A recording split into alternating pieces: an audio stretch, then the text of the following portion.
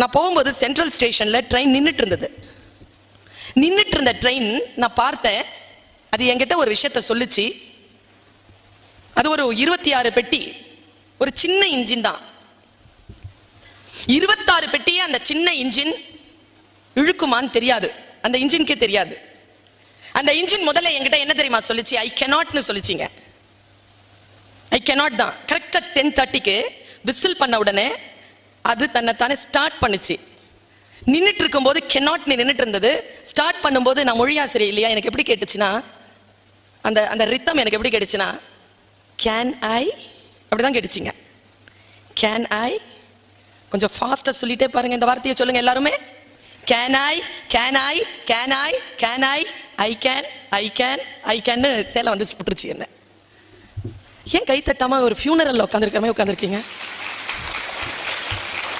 சொற்களை சொல்லும் பொழுது மிக ஆழமாக சிந்தித்து உள்வாங்கிக் கொண்டு சைலண்டா 2 வினாடி உள்ள போட்டு அப்படி உலுக்கி எடுத்து சொல்லுங்க.